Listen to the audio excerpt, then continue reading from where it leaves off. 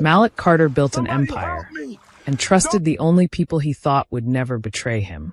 When his own siblings tried to erase him and take everything, they believed the ocean would keep their secret forever. But Malik didn't die. He disappeared, rebuilt, and came back smarter, quieter, and far more dangerous. Now he's back, and this time, he's not just taking everything back, he's exposing everything. Hello fam, welcome to True Love Stories, where we share interesting and intriguing stories. Please do well to subscribe to my YouTube channel. Do not forget to like and share with your loved ones. Now let's dive into the story. The first thing people noticed about Malik Carter wasn't his wealth. It was his calm. In rooms filled with sharp suits, louder egos, and people who measured worth in decimals and dominance, Malik carried himself like a man who had already proven everything he needed to prove. He didn't rush his words, didn't raise his voice, didn't chase attention. And yet, attention followed him anyway. Mr. Carter, the Singapore deal. Are we moving forward with the revised terms? Malik leaned back slightly at the head of the glass conference table, fingers steepled, eyes scanning the faces around him. Executives, advisors, lawyers, all waiting. Not yet, he said, voice even. If they want exclusivity, they need to match the long-term infrastructure investment. We're not building their future at a discount. A few nods, a few quick notes scribbled. Decision made. Just like that. This was his world: precision, strategy, control. Carter Tech didn't just move goods. It predicted movement, optimized entire supply chains using AI models Malik himself had helped design. Ports, rail systems, shipping routes. His software touched all of it. And every success story came back to one thing. Malik Carter built it from nothing. Well, not nothing. He built it from responsibility. Years ago, when their mother got sick, Malik was barely out of college. No investors. No safety net. Just an idea and a promise he had no choice but to keep. Take care of them, she had whispered from that hospital bed, her voice thin but firm. You're the strong one.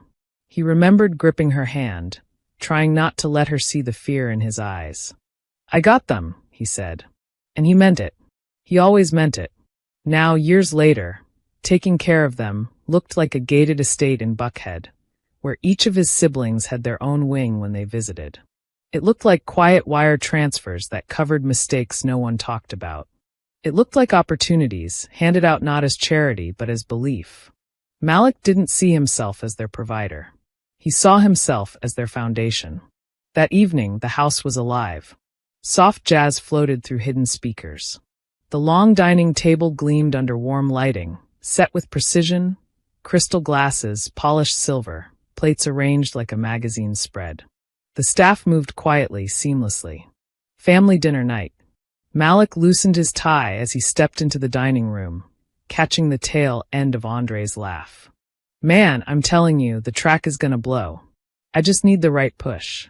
Andre sat sprawled in his chair, designer jacket draped over the back, confidence pouring out of him like cologne. Across from him, Renee scrolled through her phone, only half listening. Darius stood near the bar, pouring himself a drink. Malik smiled faintly. I see I missed the business pitch. Andre grinned. You always do, big bro. You too busy making real money. There was humor in it, but something else too. Something thin and sharp beneath the surface. Malik chose not to touch it. Sit down, Renee said, finally looking up. Food's getting cold. He took his seat at the head of the table, not out of ego, but because that's where everyone expected him to be. The conversation flowed easily at first. Updates. Jokes. Small arguments about nothing important. Darius raised his glass. To Carter Tech. Just saw the numbers this morning. You're killing it, man. Malik nodded. We're doing well. We. He always said we. Darius smirked slightly, taking a sip. Yeah, you're doing well. A small difference. But it lingered. Dinner moved on. Renee began talking about her latest campaign, a rebranding project for a mid-sized fashion label. Malik listened, asked questions, offered insight where it mattered. He had connected her with the client in the first place, but he never mentioned that. You should think about expanding your team, he said. You're hitting a ceiling with bandwidth. Renee's smile tightened just a little. I'm managing. I know you are. I'm just saying, scaling early gives you more control long term. She nodded slowly but didn't respond. Across the table, Andre chuckled. Man, everything sounds like a lecture with you. Malik glanced at him. Advice ain't a lecture unless you already decided not to listen. Andre raised his hands. Hey, I'm just saying. But he leaned back, eyes drifting away. It happened in moments like these, small, almost invisible shifts. A joke that didn't quite land right. A compliment that felt edged. A silence that stretched a second too long. Malik noticed it. He just didn't interpret it correctly. To him, it was normal. Family friction. Different personalities. Stress. He didn't see what it was becoming. After dinner, they moved into the living room. The city lights stretched beyond the floor-to-ceiling windows, Atlanta glowing in the distance like a promise that never slept. Malik stood near the glass, hands in his pockets, looking out. Darius joined him. You ever think about slowing down? Darius asked. Malik didn't turn. Not really. For real? You got more money than you could spend in 10 lifetimes. Malik shrugged slightly. It's not about spending. Then what is it about? A pause. Building something that... Darius let out a quiet laugh. Man, you always got an answer like that. Malik finally glanced at him. You asked. Yeah, but still. Darius swirled the drink in his glass. You ever think maybe the rest of us don't want to chase like that? Malik studied him for a moment. You don't have to chase anything, he said. You just have to decide what you want, and actually commit to it. Darius met his eyes, something unreadable flickering there. Yeah, he said. Maybe. Across the room, Renee and Andre sat close together, their voices low. He doesn't even hear himself, Andre muttered. Renee's gaze stayed fixed on Malik. He doesn't have to. Andre scoffed. Man lives in a different world. Renee didn't respond right away. Her expression wasn't anger. It was calculation. Later that night, after everyone had left or retreated to their rooms, Malik stood alone in the quiet house. The staff had gone. The music was off. Just silence. He walked slowly through the space, past photos on the walls, family moments frozen in time. Smiles that felt simpler now. He stopped at one picture in particular. All four of them. Younger. Closer. His mother at the center. Malik reached out, adjusting the frame slightly, though it didn't need adjusting. I got them, he murmured softly. The promise still sat heavy on his shoulders. But for the first time, something about it felt off. Not broken. Not yet. Just shifting. And Malik Carter, the man who could predict global logistics patterns with frightening accuracy, failed to see the storm forming inside his own home.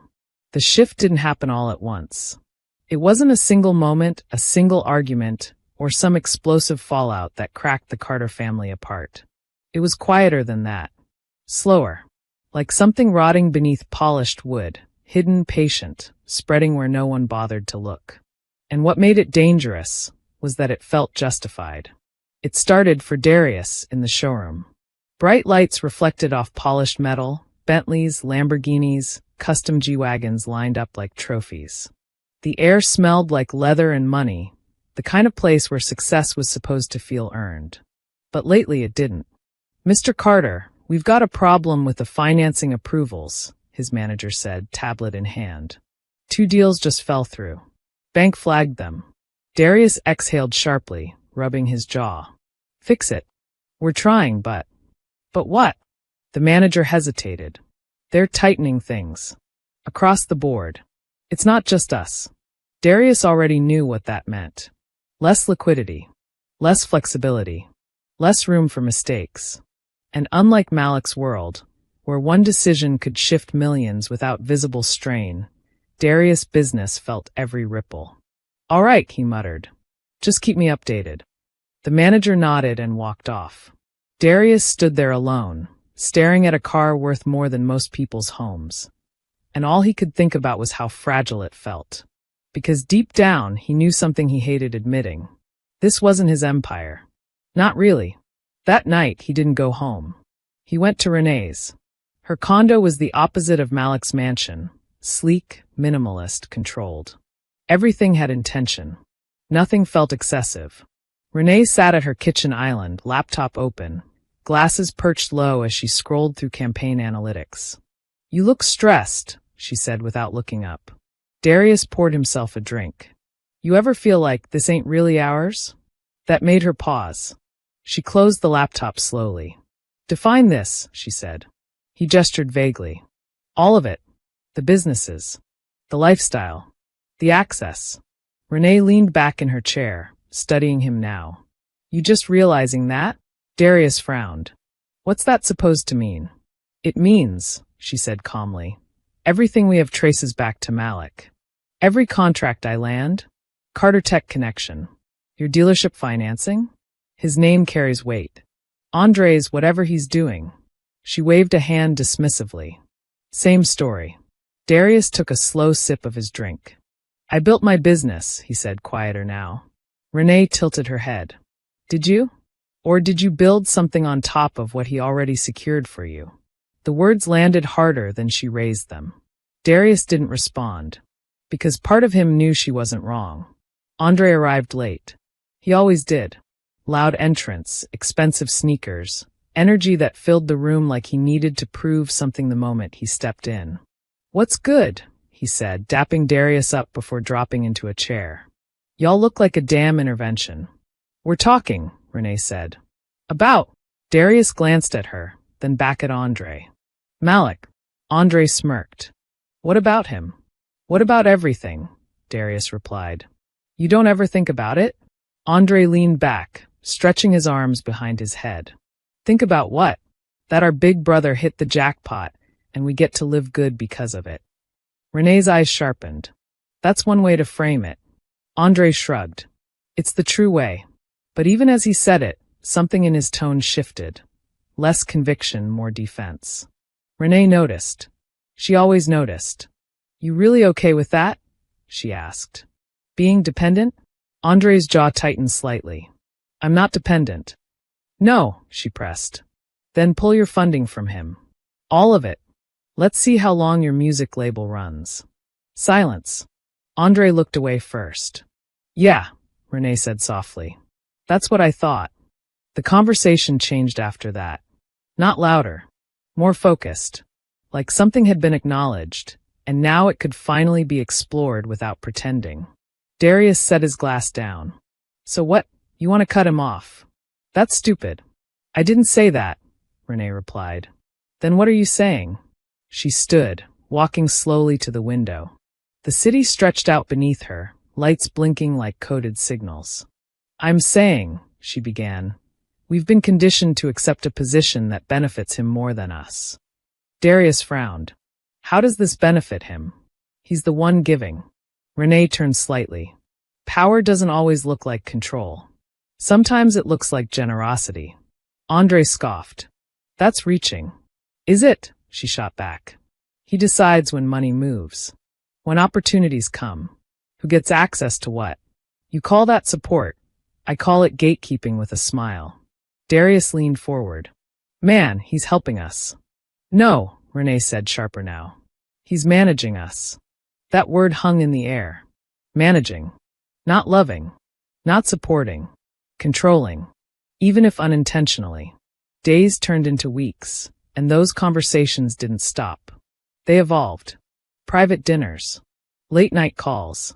Quiet meetings that never made it onto calendars. Renee started digging, not emotionally but structurally. Corporate filings. Ownership distributions. Legal frameworks. And what she found changed everything. She called them both over the night it clicked. "This," she said, sliding a folder across the table, "is how Carter Tech is structured." Darius flipped through it, confusion turning into focus. "Okay, and, Renee continued, if Malik were gone, legally gone, his shares, his controlling interest, everything transfers to us as next of kin. No delays. No external claims strong enough to override it." Andre blinked. "Wait, you serious?" "Completely." Darius looked up slowly. "So you're saying," I'm saying, Renee interrupted, voice steady, that everything we feel like we don't own could be ours. The room went still. Not because they didn't understand, but because they did. No, Darius said after a long moment, pushing the folder away. Nah, we not doing that. Renee didn't react. Doing what? You know exactly what. Andre sat quietly, eyes moving between them. Renee folded her arms. I didn't say we do anything. I'm just presenting facts. Yeah, well, your facts sound a lot like a setup, Darius snapped. Why? She asked. Because it makes you uncomfortable? Because it's wrong. Renee stepped closer, her voice lowering. Is it wrong? Or is it just something you've never had the courage to consider? Darius stood up. Man, that's our brother. And this, she said, gesturing around, is our life. Andre finally spoke. What exactly are you suggesting? Renee looked at him, then at Darius. Her expression didn't change. I'm suggesting, she said carefully, that accidents happen every day. The silence that followed wasn't hesitation. It was transformation. A line had been introduced. Not crossed yet, but no longer invisible. Darius ran a hand over his face, pacing now. This is crazy. But he didn't leave. Andre leaned forward, elbows on his knees. If something like that happened, he swallowed, nobody would question it? Renee shook her head. Not if it's done right. Darius stopped pacing. Looked at her. Then at Andre. And in that moment, something fragile inside him, something tied to loyalty, to memory, to the version of them that used to be a family, cracked. Not shattered. Just weakened enough to let something else in. Hypothetically, Darius said slowly, what would it even look like? Renee didn't smile. Didn't hesitate. She had already thought about it. Something natural, she said. Something untraceable. Somewhere isolated. Andre leaned back, heart pounding now, not from fear but from possibility. Like where? Renee's eyes were steady. Somewhere no one asks questions. And just like that, what began as quiet dissatisfaction became something sharper, more dangerous, more deliberate. The seed had been planted. And now it was growing roots. The plan didn't begin as a plan. Not in the way people imagine, no dramatic declarations, no sudden point of no return. It built itself slowly, piece by piece, until it felt less like a choice and more like an inevitability. That's what made it so dangerous. By the time Darius realized what they were actually preparing to do, he was already part of it. Malik mentioned the trip casually. They were in his home office, floor-to-ceiling windows, soft natural light, the quiet hum of a space designed for clarity. Malik stood near his desk, scrolling through something on his tablet. I'm heading out next weekend, he said. Same retreat. Gulf side this time. Darius leaned against the wall, arms crossed. Fishing. Malik nodded.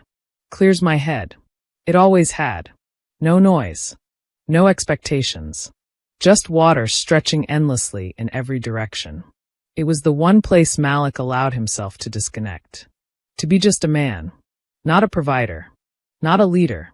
Not responsible. Darius watched him for a moment, something heavy settling in his chest. You ever get tired of going alone? He asked. Malik glanced up, mildly surprised. You volunteering?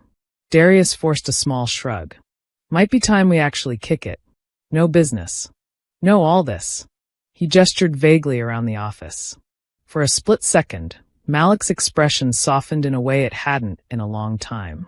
Yeah, he said. I'd like that. And just like that, trust opened the door. Preparation moved quietly after that. Renee handled logistics because that's what she did best. She didn't rush, didn't overcomplicate. Every detail had to make sense, had to blend seamlessly into Malik's existing routine. The boat was already chartered, same company Malik always used. No new names. No unusual requests. But small adjustments were made. A different crew rotation. A maintenance note filed days before departure. Minor electrical inconsistencies in the navigation system. Nothing alarming. Just enough to exist on record. Andre didn't ask many questions at first. He didn't need to. He understood the direction they were heading. even if he didn't say it out loud. What if something goes wrong? He asked one night, pacing in Renee's condo. Renee didn't look up from her laptop. It won't. That's not an answer. It's the only one that matters.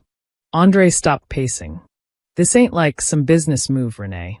No, she said calmly. It's bigger than that. Darius stood near the window, silent. Watching. Listening. Trying not to think too far ahead. The night before the trip, Malik hosted a small dinner. Nothing extravagant, just the four of them. One last normal moment, though none of them acknowledged it as such. Malik seemed lighter, less guarded. He laughed more easily, told stories from earlier days, before Carter Tech, before everything became structured and strategic. Remember when we used to sneak into that old movie theater on Auburn? He said, grinning. Andre smirked. Man, you used to act like we was committing a federal crime. We were committing a crime, Malik shot back. Yeah, but you was the only one sweating about it. Renee smiled faintly, but didn't add anything. Darius chuckled, though it felt delayed, like his body was following a script his mind wasn't fully present for. Malik looked around the table, something reflective in his eyes. We don't do this enough, he said. Just us. No one disagreed. But no one committed to changing it either. Because somewhere beneath the surface, each of them knew. This wasn't something they were trying to preserve. It was something they were already letting go of. The morning came quiet. The marina smelled like salt and fuel, the air thick with early sunlight reflecting off the water. Boats rocked gently in their slips, ropes creaking in soft rhythm. Malik arrived first, dressed simply, dark shirt, fitted cap, sunglasses. Darius showed up minutes later. You ready? Malik asked. Darius nodded. Yeah. He avoided eye contact. Malik noticed. You good? He asked. Yeah, Darius said quickly. Just didn't sleep much. Malik clapped his shoulder. That ocean air gonna fix that. Simple. Trusting. Unaware. They set out just after sunrise. The city faded behind them, replaced by open water stretching endlessly in all directions. The boat cut cleanly through the waves, engine steady, the kind of calm that makes time feel slower. For a while, it was exactly what Malik needed. No phones. No meetings. Just space. He stood near the edge, casting his line, breathing in deeply. This right here, he said, this is peace. Darius stood a few feet behind him, hands gripping the railing. Watching. The moment felt surreal.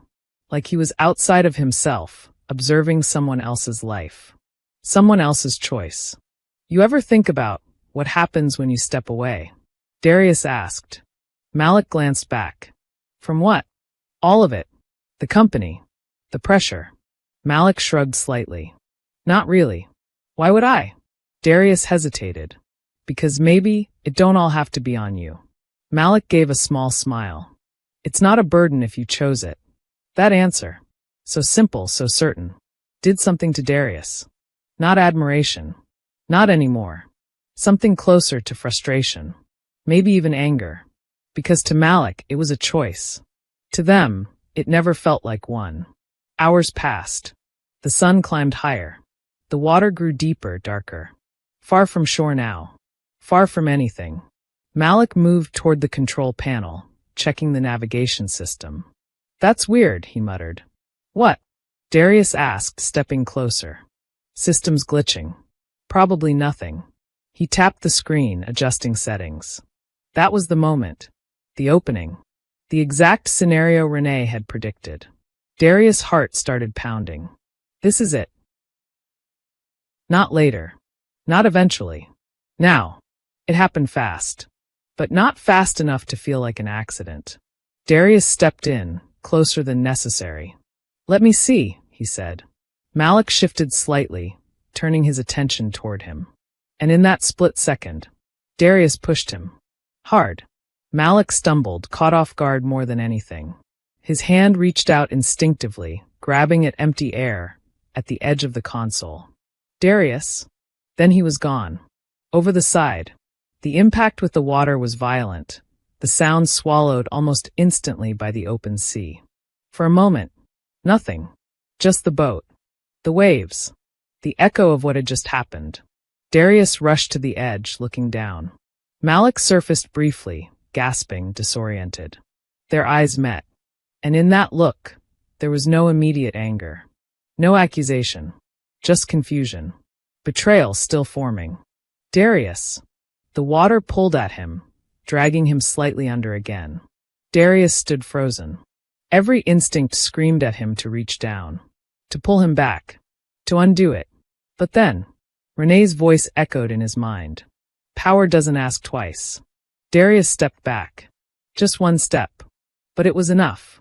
Malik disappeared beneath the surface again. When he came back up, he was farther now. Weaker. The boat rocked gently. The distance between them grew. And Darius did nothing. The ride back felt longer. He sat at the controls, hands steady, face blank. He didn't rush. Didn't panic. By the time he reached the marina, the story had already formed in his mind. Equipment malfunction. Sudden fall. No time to react. Search efforts launched immediately. Tragic. Unavoidable. Authorities believed it. Why wouldn't they? There were records of the system issue. No signs of struggle. No witnesses. Just open water and a missing man. They searched for days. Helicopters. Boats. Diving teams. Nothing. No body. No trace. The world mourned. News outlets flooded with tributes. Visionary. Self-made billionaire. A man who changed industries. Carter Tech's stock dipped sharply, uncertainty shaking investor confidence. But stabilized quickly once Renee stepped forward publicly. Calm. Composed. Capable. We will honor my brother's legacy by continuing the work he started, she said during a press conference. Her voice didn't break. Not once. At the memorial, the room was full. Business leaders. Politicians. Friends. Family. Darius stood beside Renee and Andre, dressed in black, eyes hidden behind dark lenses. People hugged them. Offered condolences. Spoke of Malik like he was already history. Andre played his role well, quiet, shaken, believable. Darius said little. Because every time someone called Malik gone, something inside him flinched. That night, after everything was over, the three of them sat together in silence. No cameras. No audience. Just truth sitting heavy in the room. It's done, Andre said finally. Renee nodded once. Yes. Darius stared ahead, jaw tight. He didn't suffer, he muttered. Renee didn't respond. Andre shifted slightly. We did what we had to. Darius didn't look at him. Because deep down, he wasn't sure that was true. Out in the ocean, miles away from where the boat had turned back, the water moved the way it always did. Unbothered. Indifferent. And somewhere beneath the surface, Malik Carter was still fighting to breathe. Refusing to disappear. Refusing to become a memory. Even as the world began to bury him. Darkness didn't come all at once. It came in waves, like the ocean itself had followed Malik inside his body, rising and falling, pulling him under, then forcing him back up just long enough to feel pain. Salt burned his throat. His chest felt like it had collapsed inward. Every breath was a fight he wasn't sure he was winning. He didn't remember falling. Didn't remember the push. Only the water. Cold. Heavy. Endless. And a single thought breaking through the chaos. Stay up. When the cargo vessel spotted him, he was barely visible. A deckhand named Luis almost missed it. Just a flicker between swells, something unnatural in the rhythm of the water. Capitan, he shouted, pointing. There, something's out there. The ship slowed, massive engines groaning as it cut power. Two crew members leaned over the side, scanning the surface. Man overboard? One of them muttered. Doesn't matter, get the rope. They moved fast, but the ocean didn't make it easy. By the time they reached him, Malik had gone under again. Seconds stretched. Then, there, Luis yelled. A hand broke the surface weakly, barely more than a reflex. They hauled him up like dead weight, his body limp, water pouring off him in streams. Is he breathing? Barely. Get him inside now. The ship didn't turn around. It couldn't. Schedules, routes, regulations, None of it allowed for detours like that. But they did the next best thing. Radioed ahead and pushed forward at maximum allowable speed. Malik spent the next 2 days drifting in and out of consciousness in a cramped medical bay, tended to by a medic who had seen worse. But not by much. Severe dehydration. Hypothermia. Blunt trauma along his ribs and shoulder. And something else. Confusion. When he finally woke properly, it wasn't dramatic. No sudden jolt. No gasping realization. Just a slow, painful awareness. The ceiling above him was unfamiliar, metal, slightly rusted along the edges. The air smelled sterile, but not quite clean. He blinked. Everything felt heavy. Easy, a voice said. A woman stepped into view, mid-40s, steady eyes, no-nonsense posture. The ship's medic. You've been through hell, she added. Malik tried to speak. Nothing came out but a dry rasp. She handed him a small cup of water. Slow. He drank, each swallow sharp but necessary. What happened? He managed. The medic studied him carefully. That's what we're hoping you can tell us. But he couldn't. Not yet. Because when Malik reached into his mind for answers, he found gaps. Large ones. His name sat just out of reach. Faces blurred together. Time didn't line up. I don't know, he said finally. And for the first time in his life, Malik Carter had no control over the truth. They called him John Doe at the clinic, a small coastal facility tucked away from anything resembling a major city. It wasn't meant for high-profile patients or complicated cases, just routine care for a quiet stretch of shoreline, which made it the perfect place for someone who technically didn't exist anymore. Days passed slowly. Malik healed, physically at least. The bruising faded from deep purples to sickly yellows. His strength returned in fragments, first sitting up, then standing, then walking short distances. But his mind, that was different. He remembered pieces. A woman's voice, soft, warm. A promise. 3 figures around a table. Laughter that felt distant now. And always water. You're improving, the doctor said during one of his check-ins. Memory takes time. Don't force it. Malik nodded, though frustration simmered beneath the surface. Not knowing who you are isn't just disorienting. It's destabilizing. Every thought feels temporary. Every instinct feels unverified. He didn't know what kind of man he had been. Didn't know what kind of life was waiting for him, if there even was one. But something inside him remained intact. Something steady. Disciplined. Even without context, Malik found himself observing everything. Patterns, routines, conversations. The way staff rotated shifts. The way patients moved through the halls. The inefficiencies. He couldn't help it. It was who he was, even if he didn't remember why. The first real crack in the fog came from a television. It was mounted high in the corner of the clinic's common room, usually tuned to low-volume daytime programming. Malik had been walking laps, slow, measured steps, when a familiar face flashed across the screen. He stopped, turned. The headline read, Carter Tech moves forward after tragic loss of CEO Malik Carter. The name hit him like impact. Malik Carter. The image, sharp, composed, unmistakably him, stood beside 2 others. A woman. 2 men. Something twisted in his chest. Turn that up, he said suddenly. A nurse glanced at him, surprised, but grabbed the remote. The volume rose. Presumed lost at sea during a private trip. Despite extensive search efforts, no body has been recovered. The words blurred. But the faces didn't. The woman speaking at a podium, poised, controlled. Renee. He didn't know her name yet. But he knew her. Not logically. Instinctively. We will honor my brother's legacy. Brother. The word locked into place. And then, like a door kicked open inside his mind, everything came rushing back. The office. The dinners. The conversations.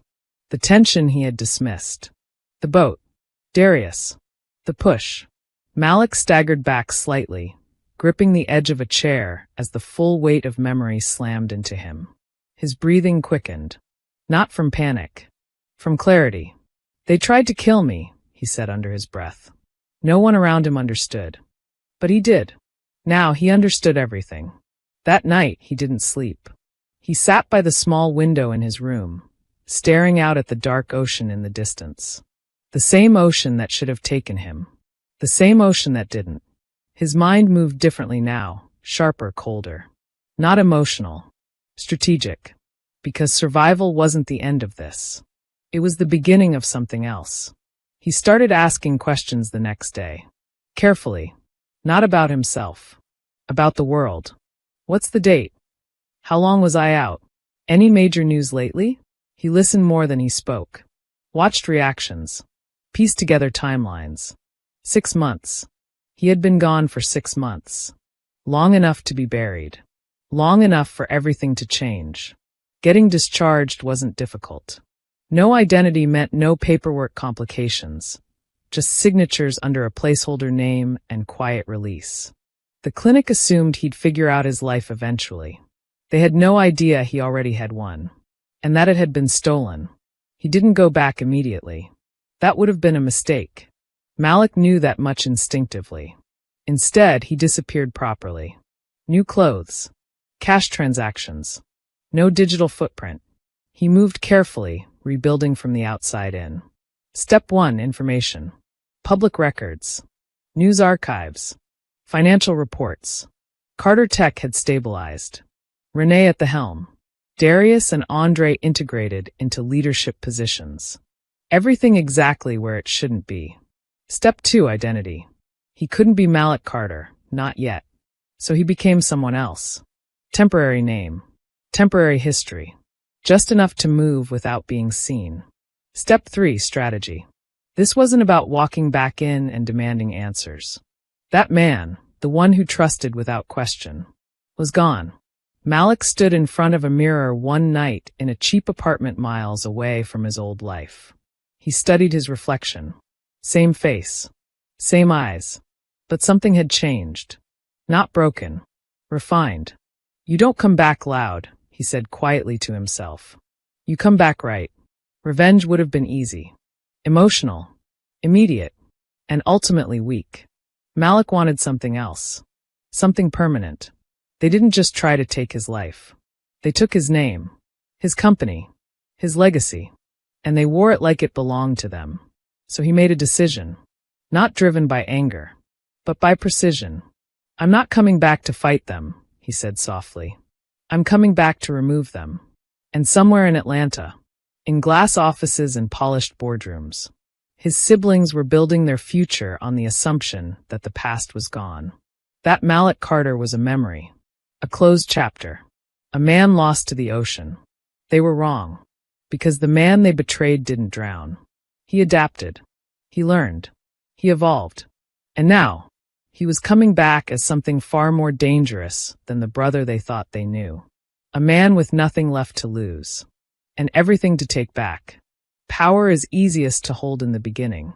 Before the cracks show.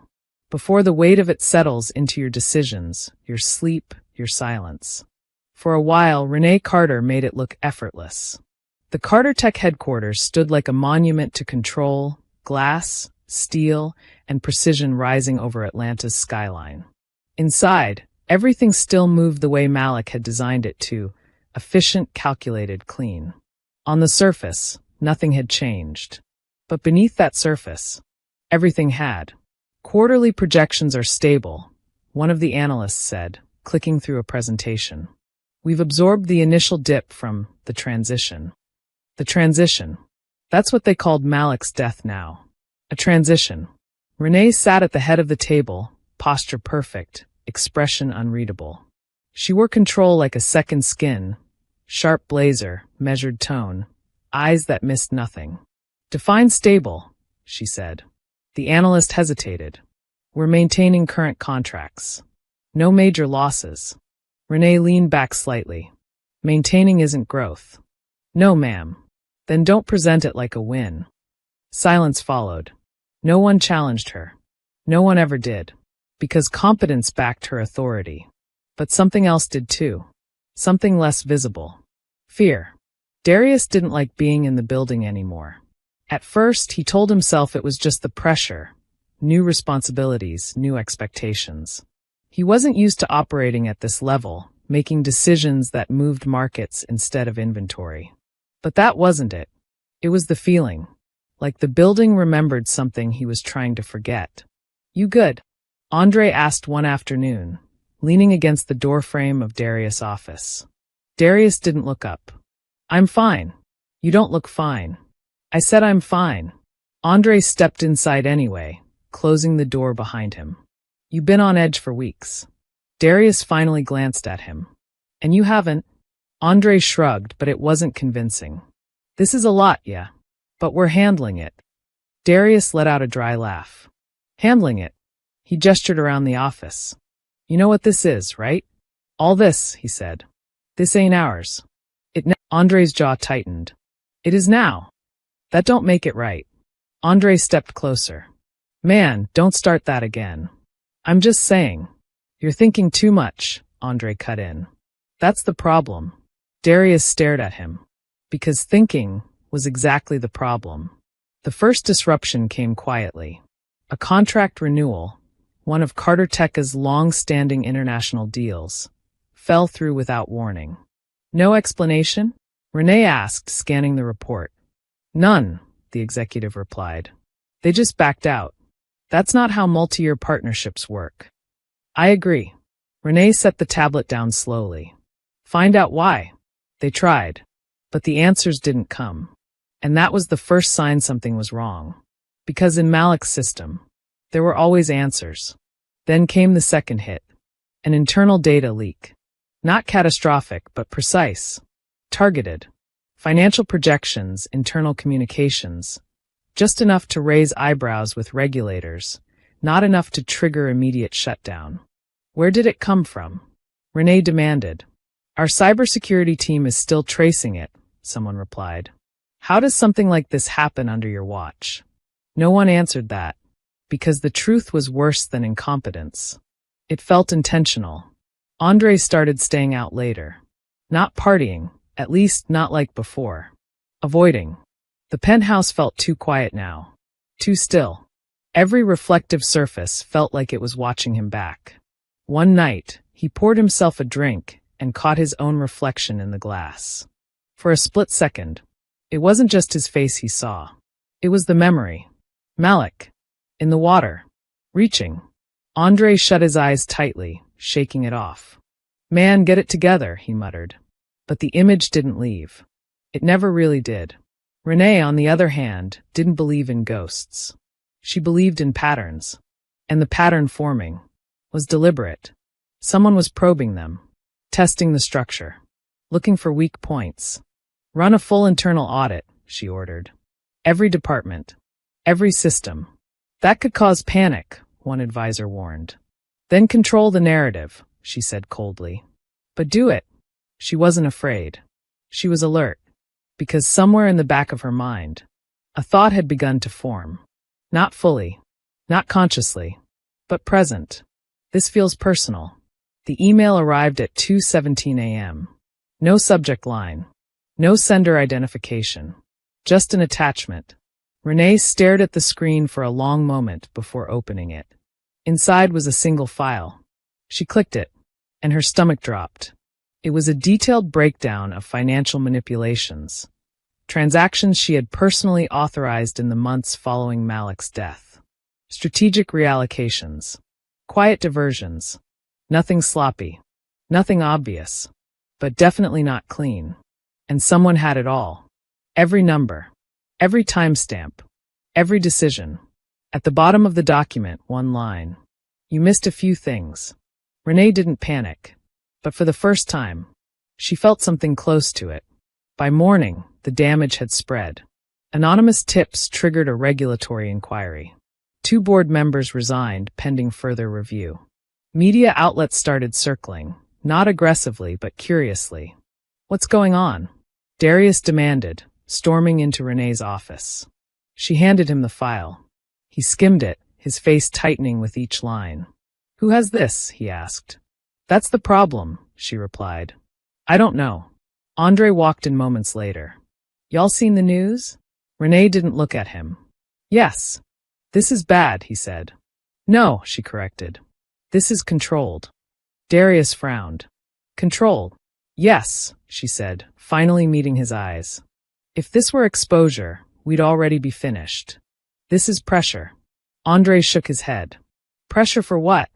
Renee didn't answer immediately. Because now, the thought was louder, clearer, more dangerous. This isn't random. Security footage surfaced 2 days later. Internal. Restricted access areas. Time-stamped late at night.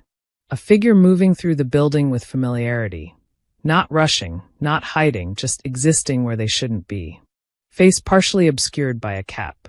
But the posture. The calm. The way he moved through space like it belonged to him. Darius felt his chest tighten as he watched. Pause it, he said. The frame froze. He stepped closer to the screen. No, he muttered. Andre frowned. What? Darius shook his head, backing away. Nah, that's not. What? Andre pressed. Darius didn't answer. Because saying it out loud would make it real. Renee watched the footage again. Slower this time. Analyzing. Breaking it down piece by piece. Not emotionally. Logically. But logic was starting to fail her. Because there was only one conclusion that fit all variables. And it wasn't possible. Enhance the image, she said.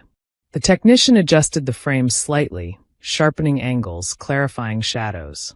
Not perfect, but enough. Enough to see the line of a jaw. The shape of a face. Familiar. Impossible. Andre stepped back first. Yo, he whispered. Darius didn't move. Renee didn't blink. No, she said quietly. Not denial. Rejection.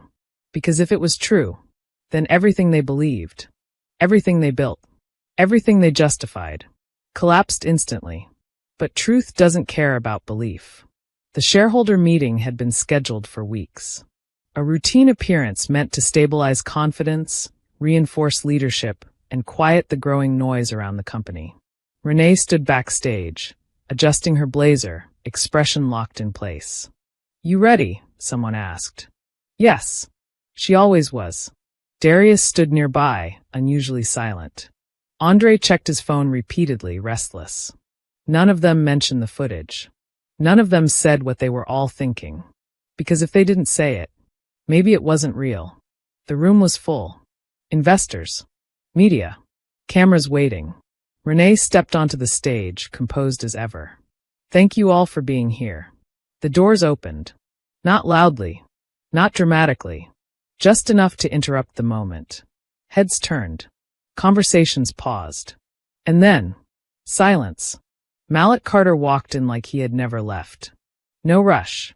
No hesitation. Just presence. Darius felt the blood drain from his face. Andre's phone slipped from his hand, hitting the floor with a dull crack.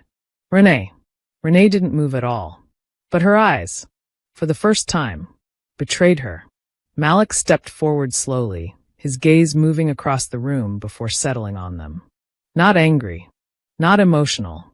Certain. You look like you've seen a ghost, he said. His voice carried effortlessly through the stunned silence. And in that moment, every lie collapsed. Every justification evaporated. Every layer of control they had built, shattered under the weight of one undeniable truth. They hadn't buried Mallet Carter. They had created something far more dangerous. And now, it was standing right in front of them. Silence has weight. In the Carter Tech auditorium, it pressed down on everyone at once. Investors, executives, assistants frozen mid-breath. An entire room caught between disbelief and recognition. Malik didn't rush to fill it. He let it sit. Let it stretch. Let every second carve deeper into the reality of what his presence meant.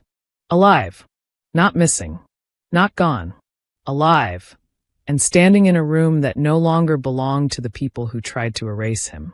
Renee recovered first. Of course she did. She stepped forward, composure snapping back into place like armor. This meeting is adjourned, she said, voice steady despite the tremor beneath it. We'll reconvene after. Stay, Malik said. One word. Calm. But absolute. The room hesitated. Then no one moved. Renee's jaw tightened slightly. This isn't the time or place for. It's exactly the time, Malik replied, his tone unchanged. And you made it the place. That landed. Not loudly, but precisely. Darius couldn't stop staring. You, he said, barely audible. That's not possible? Malik finished. Their eyes met. And whatever Darius had been telling himself for the past 6 months, whatever version of reality he had constructed to survive what he'd done, collapsed completely. I remember everything, Malik added. Darius staggered back a step, like the words physically hit him. Andre didn't speak at all. He didn't need to. The guilt was written across his face in ways no lawyer could erase. Renee exhaled slowly, recalibrating. Everyone out, she said again, more controlled this time. Malik shook his head slightly. No, they stay. He turned, addressing the room now. You all deserve transparency, he said. Especially considering how much of your money, your trust, and your future is tied to this company. The investors shifted, uneasy. This wasn't corporate damage control anymore. This was something else. Malik reached into the inside pocket of his jacket and pulled out a thin folder. Simple, unremarkable, but the way he held it made it feel heavier than anything in the room. For the past 6 months, he said, I've been observing. A few quiet murmurs. Renee didn't interrupt. She couldn't. Not yet. I've reviewed internal transactions, contract deviations, unauthorized restructures, he continued. And I documented all of it. He placed the folder on the podium. And I didn't come alone. That was the cue. 2 men and a woman stepped into the room from a side entrance. Federal agents, unmistakable in presence if not in uniform. The temperature in the room dropped instantly. Darius' voice cracked. Malik, man, listen. No, Malik said, turning to him. Not raising his voice. Not needing to. You had 6 months to think about what you wanted to say to me. Darius froze. Because there was nothing left to say. Andre finally found his voice. It wasn't supposed to. Malik looked at him. And Andre stopped. Because whatever explanation he had been about to offer died under the weight of that gaze. Renee stepped forward, refusing to crumble. You're making a mistake, she said, low enough that only Malik could hear clearly. Whatever you think you have, this doesn't end clean for you either. Malik met her halfway. Close enough now that the rest of the room faded. You're right, he said quietly. It doesn't end clean. A pause. Then, it ends correct. The agents moved in. Not aggressively, but decisively. Renee Carter, Darius Carter, Andre Carter. You are being detained pending investigation into financial crimes, fraud, and... The final charge hung heavier than the rest. Attempted homicide. Gasps rippled through the room. No more control. No more narrative management. Just truth, raw and exposed. Darius didn't resist. He couldn't. His shoulders sagged, the fight draining out of him completely.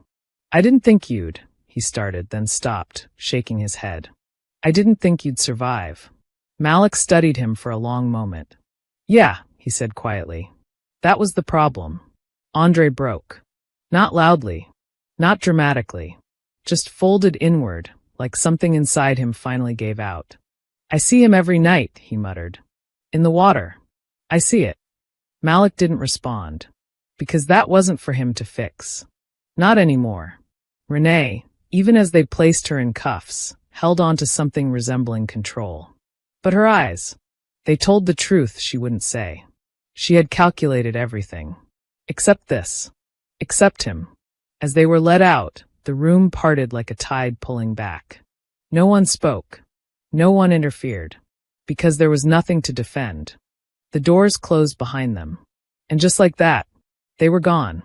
The silence returned. But it felt different now. Lighter. Clearer.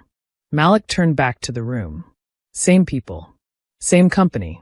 But a completely different reality. I know this isn't what you expected today, he said. A few uneasy chuckles. Mostly stillness. But Carter Tech was built on precision, accountability, and trust, he continued. That doesn't change because leadership fails to uphold it. He rested his hands lightly on the podium. I'm still here. And if you're willing to move forward, I am too. It wasn't a speech. It was a line drawn, Rebuilding didn't happen overnight. It couldn't. Trust, once fractured at that level, takes time to restore. But Malik approached it the same way he approached everything. Deliberately. Strategically. Without illusion. He cleaned house where necessary. Strengthened systems that had been exploited. Re-established transparency at every level of the company. No shortcuts. No assumptions. Weeks later, the mansion in Buckhead felt different. Quieter. Not empty, but no longer carrying the same weight. Malik walked through it slowly one evening, hands in his pockets, taking in the stillness. The memories were still there, but they didn't control the space anymore. He stopped in front of the same photograph. All four of them. Younger. Closer. Whole. For a long moment, he just looked at it. Not with anger. Not even with sadness. Just clarity. "You should have just talked to me," he said softly. The words weren't bitter. They were final. He adjusted the frame slightly, then stepped back. This time, it didn't feel like holding on to something. It felt like letting it be what it was. At his mother's gravesite, the air was still. No cameras. No press. Just Malik standing alone. "I kept my promise," he said. The wind moved gently through the trees. "But I understand it better now." A pause.